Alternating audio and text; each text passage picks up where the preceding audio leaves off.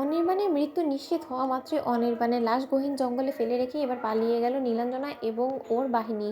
হ্যাঁ বন্ধুরা, ভিডিওতে লাইক দিয়ে দেখতে থাকুন। যে মুহূর্তে কিনা অনির্বাণকে নীলাঞ্জনার ভাড়া করা গুন্ডারা ঘিরে ধরে বেধড়ক মারধর করতে থাকে, তখন নিজের আত্মরক্ষার খাতিরে অনির্বাণা যখন তাদের উপরে হামলা করে তাদের সাথে মারধরে লিপ্ত হয়ে পড়ে, তখন নীলাঞ্জনা গুন্ডাদেরকে ফোন করে বলতে থাকে যে কোনো মূল্যে এই অনির্বাণটা যাতে কোনো মতে ফিরে যেতে না পারে শহরে, সেই ব্যবস্থা করার প্রয়োজনে ওকে মেরে এখানে জ্যান্ত পুঁতে রেখে দাও। ঠিক সেই সময়ে অনির্বাণকে বেধড়ক মারধর করে যখন অবশেষে অনির্বাণের মাথায় পাথর দিয়ে আঘাত করে অনির্বাণের মাথা থেকে অনবরত রক্ত বেরোতে থাকে, তখনই অনির্বাণ অচেতন হয়ে যখন গহীন জঙ্গলে মাথা ঘুরে পড়ে যায়, তখন গুন্ডারা যখন অনির্বাণের শ্বাস প্রশ্বাস চেক করে দেখে যে অনির্বাণ আর কোনো মতেই শ্বাস নিচ্ছে না, তখন গুন্ডারা নীলাঞ্জনাকে ডেকে বলতে থাকে যে ম্যাডাম কাজ শেষ হয়ে গিয়েছে, মালটা মরে গিয়েছে। ঠিক সেই সময় নীলাঞ্জনা বলতে থাকে যে নিশ্চিত হয়েছে তো তোমরা যে অনির্বাণ দাদাভাই মরে গিয়েছে? এবার তোমরা এক কাজ করো, ওনাকে এখানেই চাপা মাটি দিয়ে দেওয়ার জন্য একটা ব্যবস্থা করো, ওনাকে যে কোনো মূল্যে এখানে ঢেকে রাখার চেষ্টা করো, যাতে কিনা কোনো মতে ঘুণক্ষরে কোনো বন্য প্রাণী ছাড়া কেউ যাতে ওনার লাশ অবধি না খুঁজে পায়। আর বন্য প্রাণীদের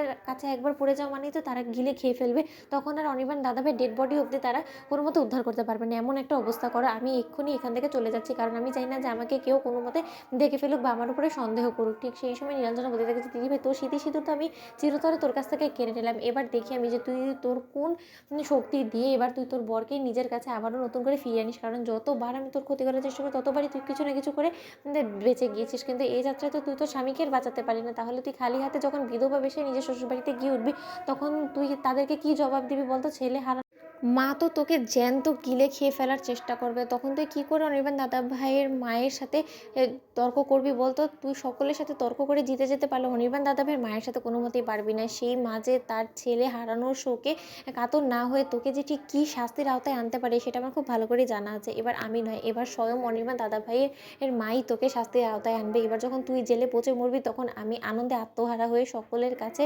চিৎকার করে বলবো যে আমার প্রতিশোধ নেওয়া পূরণ হয়েছে। কারণ দিদি ভাই, তুই এখনো পর্যন্ত জেলের হাওয়া খাসনি, কিন্তু তুই বারবার করে আমাকে জেলে ঢুকানোর চেষ্টা করেছিস, ইভেন কি আমাকে 1 মাস অবধি তুই জেলে পচিয়ে মারার ব্যবস্থা করেছিস। অন্যদিকে ওয়াশরুম থেকে বের হওয়ার পর রাই যখন অনির্বাণের কোনো রকম কোনো সারা শব্দ না পায়, ঠিক সেই মুহূর্তেই রাই টেনশনে পড়ে যায় এবং বলতে থাকে যে কী ব্যাপার, অনির্বাণ তো এরকম করে দুম করে আমাকে কিছু না জানিয়ে চলে যাওয়ার লোক না, তাহলেও কোথায় চলে গেল? অনির্বাণ, তুমি কি আমার সাথে আবারও কোনো খেলা খেলছো বলো তো? তাহলে তুমি নিজেকে কেন লুকিয়ে রাখার চেষ্টা করছো বলো তো? অন্যদিকে রাইয়ের শাশুড়িমা ফোন করে যখন অনির্বাণের খোঁজ করতে থাকে, ঠিক সেই সময় রাই বলতে থাকে যে মা এই মুহূর্তে আপাতত তো অনির্বাণ আমার সামনে নেই, ও আমার সামনে আসা মাত্রই আমি আপনাকে একবার কল করতে বলবো ওকে, আপনি একদম টেনশন করবেন না। অন্যদিকে অনির্বাণের মা বলতে থাকে যে তুমি ওর সাথে থাকতে আমি টেনশন না করে থাকি কী করে বলো তো? কারণ তোমার মতন একটা অপয়া মেয়েকে যবে থেকে আমি আমার ছেলের সাথে দিয়েছি তবে থেকে তো আমার টেনশনে আর কুল কিনারা পাচ্ছি না আমি। তো বন্ধুরা, ভিডিওটি ভালো লেগে থাকলে অবশ্যই লাইক কমেন্ট শেয়ার করে সাবস্ক্রাইব করতে ভুলো না।